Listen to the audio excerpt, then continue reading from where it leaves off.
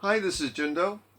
Yesterday in our Tree Leaf Forum, someone posted a message quite upset about, I think they said, that madman in the White House and those lunatics who are carrying weapons into the legislature in the United States and other things that are going on in the world.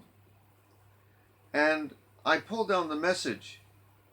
People misunderstood that as my saying perhaps that we shouldn't have political views in a Buddhist group.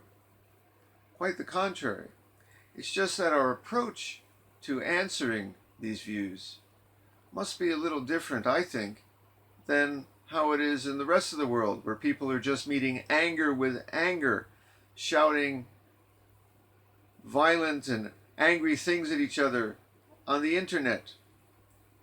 In the Sangha, we meet fire not with more fire, but with cooling waters, with the power, but the acceptance and flowing and flexibility of cooling waters.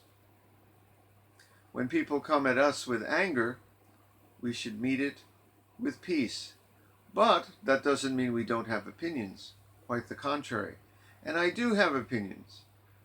Sometimes when the precepts overlap with social policy, I believe that Buddhist teachers, Buddhist groups can organize and act on issues such as social justice, whether there should be poverty, whether people deserve health care, whether there should be less violence and weapons in the world.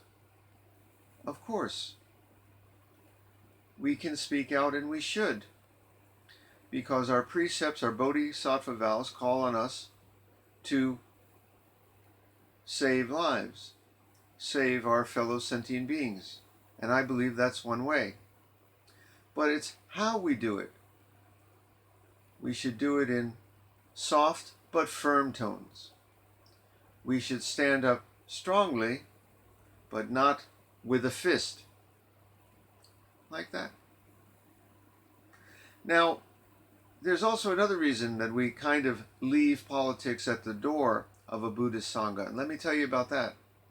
When you come into the Buddhist group, we leave the opinions, the me versus you, even the right versus wrong, and the my side versus your side. We leave it at the door. That's not because we don't believe in right and wrong. We have very definite views on what is right. But part of that right comes from sitting Zazen and experiencing a realm, a way of encountering this world beyond me and you, and win and lose, and even life and death, and violence, and all the other chaos that's around.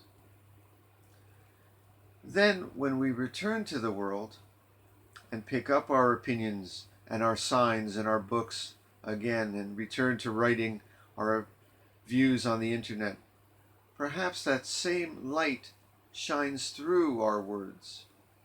It's not that we don't have opinions, but now we see that there's something that is shining through and beyond all our differences, all the mess that this world sometimes is. That's why for a while we leave our opinions at the door, and then we can pick them up again. Okay, now let me tell you something. In the Buddhist time, and the time of the old Zen masters centuries ago, they didn't have this luxury to have opinions on social policy. Sorry to tell you this, but there's very little in the Buddha's writings about helping the poor and telling kings to change their ways. Why? Well, the Buddha knew which side of his toast was buttered. What's the expression? He knew who was really in charge in society. And he had to befriend kings and tyrants, and is rarely heard to have told them to put down the arms and to be kind to the poor. He did indirectly by giving the Buddhist message, but he never told them directly. Why? Well, in those days, if you expressed too strong an opinion on things, no problem. King would come off and come over and burn down your temple. That would be the end of your group. The Buddha knew this. The old Zen masters knew this. They either befriended the emperor or headed to the mountains and got out of the way. Today, we have the luxury to speak out. Now, in the Buddha's time, he had to speak about getting out of this world. This world could not be fixed. Today, I believe in engaged Buddhism, where we can fix this world, or at least make it better, even if we can't fix it completely. We can speak out, and I can make a talk like this without worry that it was going to throw me in prison, at least in much of the world. So that's where we are today. So I'm not saying don't have opinions. I'm not saying let's not work to make this world better. I'm saying the way we discuss it, the way we approach each other, our attitude has to be more like cool flowing waters than angry and me versus you fire right now. Okay? If we want to make the world really better, really peaceful, the way to make the world more peaceful is with peace, not with more violence and anger. Okay? That's the message. All right? See you guys in the Sangha.